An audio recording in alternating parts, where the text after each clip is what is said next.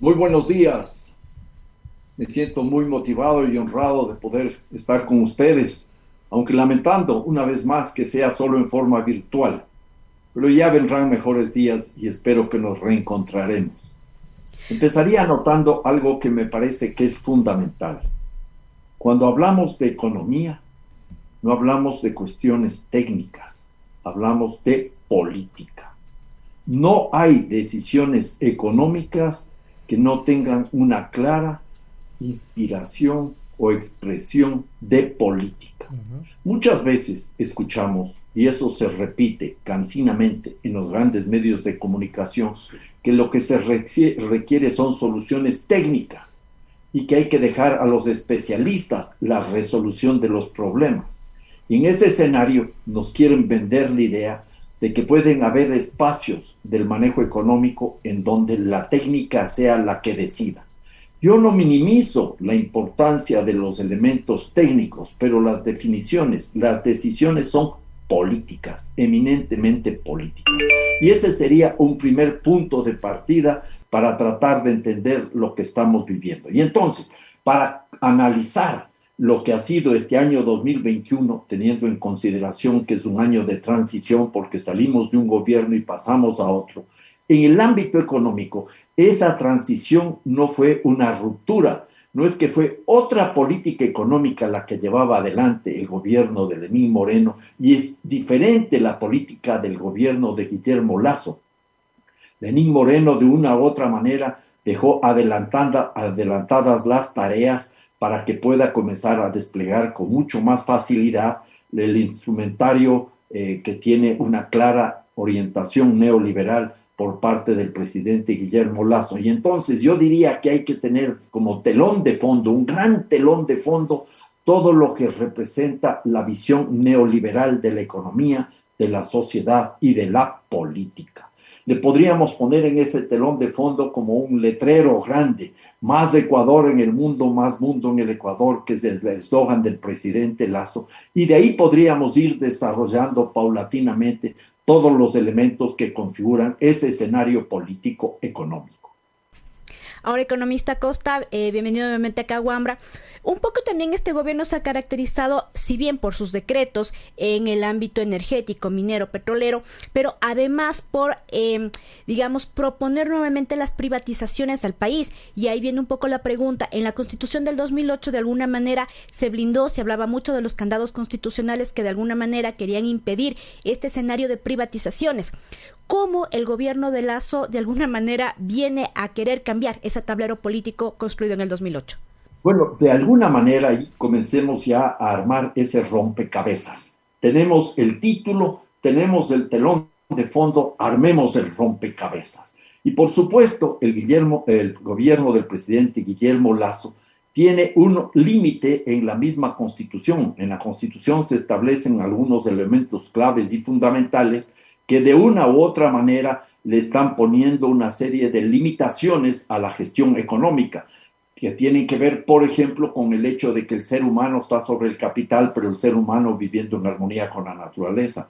Todo lo que tiene que ver con los derechos de la naturaleza, todo lo que tiene que ver con las soberanías en plural que tiene la sociedad ecuatoriana, el Estado ecuatoriano. Y ahí vemos cómo el gobierno tiene claros intereses para avanzar y lo hace, como señalaron al inicio, con mucha claridad, no necesariamente a través de leyes porque no tiene mayoría en el Congreso, en la Asamblea Nacional, sino a través de decretos ejecutivos. Y entonces hay algunos decretos ejecutivos fundamentales. El decreto 95, que tiene que ver con la actividad petrolera y que lo que busca es ampliar la tasa de extracción de crudo de 500,000 barriles a 1 millón de barriles al día, entregando de paso una serie de actividades del sector petrolero a la empresa privada. Ahí está en la mira, por ejemplo, la privatización de la refinería estatal de Esmeraldas, algo que luego se plasma en la proforma presupuestaria del año 2022. Ya están contando con ingresos provenientes de esa privatización. Van a decir que no es privatización, que es concesión. pónganle en el nombre que quieran. Son eufemismos para ocultar el hecho de que el Estado ecuatoriano va a entregar a sectores privados parte de sus activos. Luego tenemos el decreto 151, que tiene que ver con la eliminación de una serie de disposiciones que ponen ciertos límites a la actividad minera, que se le vende, se la presenta como la gran alternativa frente a la caída del petróleo y para superar la crisis, algo que no es realidad. En ese escenario vemos el decreto también 165, que complementa una decisión, a mi juicio, abiertamente inconstitucional, adoptada poco antes por el gobierno del presidente Lasso, cuando regresó el Ecuador al CIADI, afectando el artículo 422 de la Constitución, que es claro y preciso.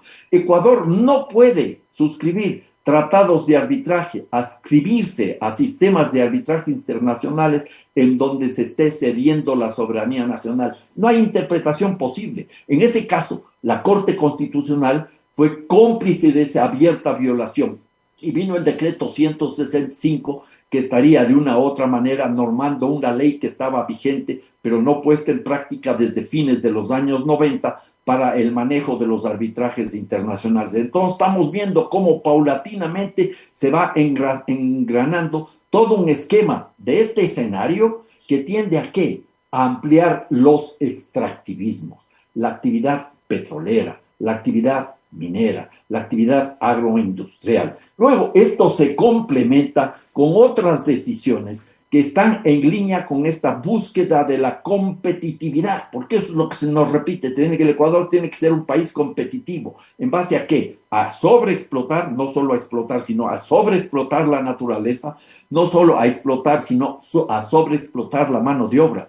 Y ahí tenemos el intento de introducir esa mega ley creando oportunidades, o ley creo, ¿ya?, que era de una u otra manera una apuesta de máxima. Trató de avanzar en 3 frentes simultáneos, afectando 26 cuerpos legales, lo cual es abiertamente inconstitucional, y solo consiguió avanzar en el ámbito de la reforma tributaria, en donde parecía que no iba a pasar, porque el gobierno no tiene mayoría, y nos sorprendió, porque el correísmo, UNES, ayudó a que ese proyecto de ley pase por el Ministerio de la Ley, cuando se podían haber buscado los mecanismos para archivar el proyecto o devolverle al presidente de la República y que se busque otro esquema.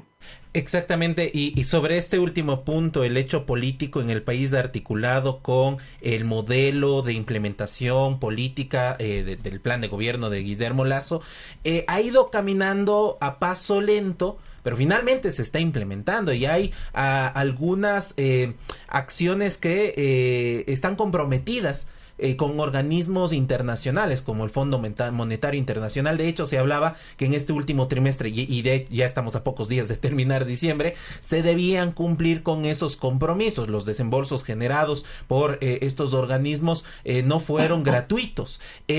¿Cuál es esta relación entre la economía nacional, el plan de gobierno el gobierno de Lasso, con estos organismos multilaterales? Me parece que es muy interesante esta aproximación y sigamos con esta reflexión de que se está armando un rompecabezas. Yo creo que todas las personas que nos ven y nos escuchan deben haber armado un rompecabezas en su vida. Y claro, en este caso las fichas no las pueden colocar al mismo tiempo, no las pueden colocar si no han colocado otras anteriormente, y tenemos una suerte de gran guía para este proceso de armar el rompecabezas. Yo diría el titiritero es del Fondo Monetario Internacional, que no es autónomo, sino que representa otros intereses de la gran política mundial y de los grandes grupos transnacionales. Y en ese escenario vemos cómo el Fondo Monetario Internacional nos va poniendo plazos. Eso ya sucedió en épocas anteriores, no es nuevo. El Fondo Monetario Internacional dice qué es lo que se tiene que hacer, a dónde se tiene que ir, cuáles son los tiempos que debemos asumir. Y estamos entonces viendo que el Fondo Monetario Internacional, sobre todo luego del gobierno de Lenín Moreno, se transformó en una suerte de prestamista de última instancia de la economía ecuatoriana. Y entonces estamos atados, una economía dolarizada que no tiene política monetaria y cambiaria propia y que tiene que recurrir al endeudamiento externo. Estamos atados a lo que dice el Fondo Monetario Internacional. En este año, recordemos que el endeudamiento externo y el endeudamiento público interno y externo se ha mantenido más o menos estable ya desde hace algunos meses. La deuda externa bordea los 45.000 millones de dólares, la deuda interna los 18.000 millones de dólares, estamos hablando de 63.000 millones de dólares, pero esto implica más del 61% del Producto Interno Bruto. Y las expectativas inmediatas del gobierno ecuatoriano es cumplir con el fondo a que termine de entregar el próximo año 2022 todos los desembolsos ofrecidos, y simultáneamente el gobierno nacional busca este momento acercarse al Fondo Monetario Internacional y a otros organismos, porque ya lo dijo el presidente Lasso, están pensando emitir nuevos bonos de deuda, porque se calcula que para el año 2022 se va a requerir un financiamiento que bordea los 10.000 millones de dólares. Y ahí tenemos entonces un escenario bastante complejo y bastante difícil, porque la economía ecuatoriana no se recupera al ritmo que se esperaría o el que estarían alcanzando otras economías luego de la caída espectacular del año 2021, del año 2020, que fue de menos 7.8%. El año 2021 la recuperación va a bordear el 3%, quizás el 3.3%, pero la perspectiva de que la economía logre salir del bache y sobre todo que incorpore en esa recuperación a la mayoría de la población es muy distante. No nos olvidemos que la gran cantidad de compatriotas sigue todavía sufriendo los efectos del estancamiento económico desde el año 2014, del manejo neoliberal del presidente Lenín Moreno, de la pandemia y de los impactos que está provocando la economía internacional en la economía ecuatoriana. En ese contexto tenemos problemas de desempleo, tenemos problemas de pobreza, tenemos problemas de salud. Este rato que vemos cómo se ha reactivado el tema del coronavirus, aparece con crudeza la ausencia de recursos para la salud. Hay hospitales sin medicinas. Y no es que no haya dinero en el país, sí hay dinero en el país, pero las prioridades son otras. Reserva Monetaria Internacional de más de 8.000 millones de dólares, la más alta, dice el presidente Lasso, y hincha el pecho mientras el pueblo está enfermo. Moneda sana, pueblo enfermo, no es la combinación adecuada. Y ahí me detengo un ratito, economista, porque si bien se habla de una crisis económica, de una recesión, sin embargo, del otro lado vemos que 63 grupos económicos han obtenido ingresos más allá de lo esperado en este 2020 en la pandemia. Además que en este gobierno de Guillermo Lasso también el tema de Pandora Papers un poco saltó a la vista, evidenciando la fuga también de capitales de alguna manera. Entonces también cómo esta pieza de este rompecabezas que nos hablaba un poco también está presente ahora.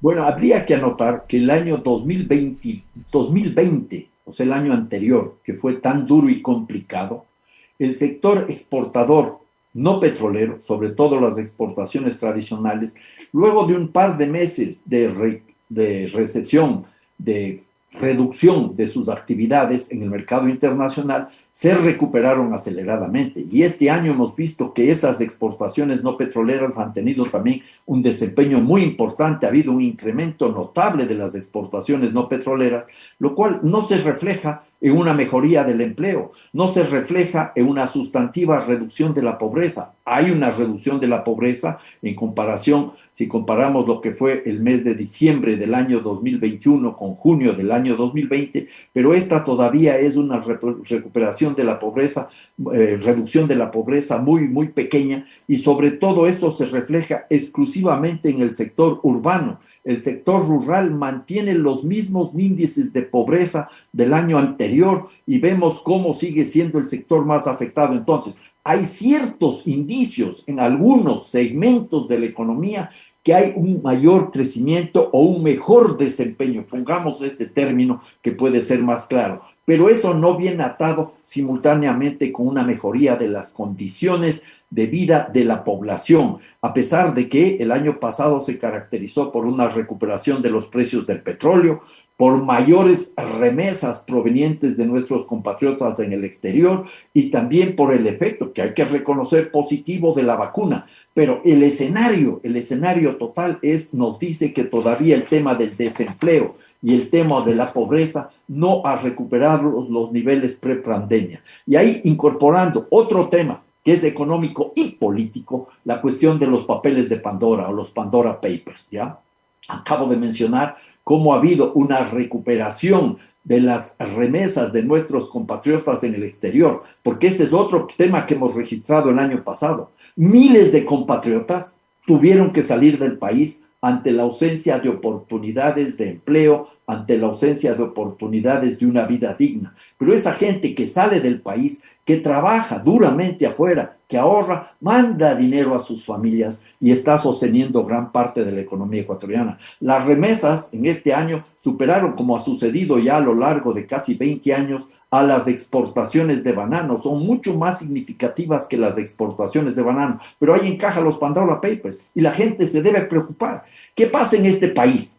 Los pobres, las pobres que tienen que salir para trabajar fuera, mandan recursos para sostener a sus familias. Quienes se enriquecen, los pocos grupos económicos, los ricos en este país que se enriquecen, incluso en épocas de pandemia, lo que hacen es sacan sus capitales y los esconden en paraísos fiscales. Me parece que son temas que tienen que estar para la reflexión. En esta última parte, ya para finalizar la conversación, economista Costa, en este rompecabezas que nos plantea, hay dos elementos que nos preocupan para el siguiente año en el ejercicio de derechos. Tiene que ver con los derechos laborales, porque la implementación de este derecho, de este plan de gobierno de Guillermo Lasso, no coincide con los derechos, con lo que pasa con el Código Orgánico de Trabajo, y ahí irá a la Asamblea Nacional probablemente una reforma de flexibilización laboral. Y el otro tema también de derechos es el tema de educación. La semana anterior escuchábamos atentamente en una entrevista al secretario del CENESID, al señor Alejandro Rivadeneira, y hay un modelo planteado incluso de reforma de la educación superior sobre qué carreras priorizar, cuáles son más cercanas a este modelo productivo empresarial, qué esperar para los derechos, tanto laborales como de la educación, el próximo 2022. Bueno, los dos temas son tremendamente importantes, que así que ameritarían un programa cada uno de ellos. En relación al tema de los derechos laborales, ya lo dije, fue un intento del gobierno del presidente Lasso de incorporar esa cuestión con la ley creando oportunidades, la ley Creo, que tenía tres patas. La cuestión tributaria, que entró en vigencia tal como quiso el gobierno y como pidió el Fondo Monetario Internacional, gracias a la complicidad con el correísmo, con UNES. Todo lo que tiene que ver con la reforma laboral, que quedó trunca, pero el gobierno va a replantear la discusión el próximo año a partir del incremento salarial de $25, ¿ya? Que es un incremento que tiene una suerte de apuesta para suavizar políticamente la posible resistencia de los sectores laborales. Podríamos también discutir sobre eso. Y hay una tercera cuestión, la tercera pata es lo que tiene que ver con cambios en el sector empresarial, privatizaciones y demás, que tienen, no sé por qué no lo ha planteado todavía, dijo que iba inmediatamente luego de la ley tributaria, mandaría ese tercer paquete. Pero el hecho real y cierto es que los derechos laborales y los derechos de la naturaleza van a seguir siendo afectados y violentados. Derechos laborales, ¿por qué? Porque se quiere impulsar un código laboral paralelo. Con el código laboral actual se explota la mano de obra. Con el código laboral paralelo se sobreexplotará la mano de obra. Y eso tiene graves afectaciones a la Constitución. Es una propuesta de regresividad de derechos y además de desigualdad de derechos. Eso está totalmente en contra de lo que dispone la Constitución. En ese escenario, además, habría que tener en consideración otras cuestiones para el próximo año. El rompecabezas al menos debería abrir la puerta en alguna esquinita a las amenazas o a las incertidumbres que se ciernen. Uno, el coronavirus no ha sido vencido. Dos, los precios del petróleo se han debilitado y eso tiene que ver también con los cambios en la economía internacional. Las tasas de interés de los Estados Unidos están subiendo. Eso va a ocasionar una recuperación, una revalorización del dólar y un debilitamiento de los precios de las materias primas, un golpe muy duro para la economía ecuatoriana que está dolarizada. Y en ese escenario también vemos como el colapso que ha provocado el sistema mismo, agravado por el coronavirus, está afectando el comercio exterior. Entonces hay algunos elementos muy preocupantes, inclusive la ruptura del oleoducto nos dice que hay cuestiones que debemos considerar con mucha responsabilidad. De manera muy rápida, economista, quisiera saber su opinión acerca de este llamado para rearticular las izquierdas en Ecuador.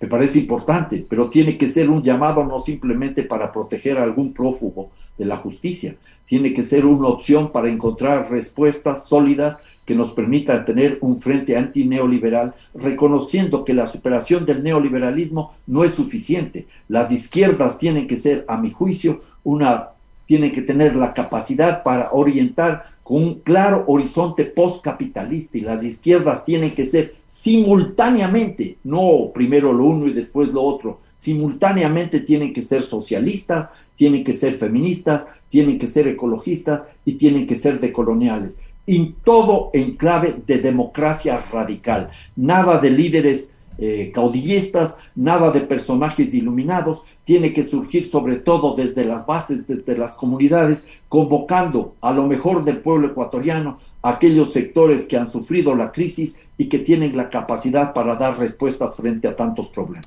Un reto para el siguiente año para la clase política ecuatoriana.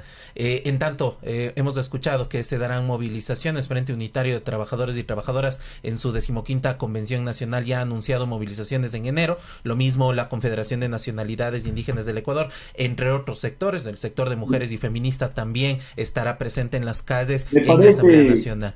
Concluyo con una idea muy cortita. Me parece muy bien que se convoquen a movilizaciones, pero las protestas tienen que venir con propuestas, porque no se trata solo de decir no y de frenar el neoliberalismo, sino de despertar la confianza, la expectativa y la esperanza de que sí podemos cambiar nuestro Ecuador.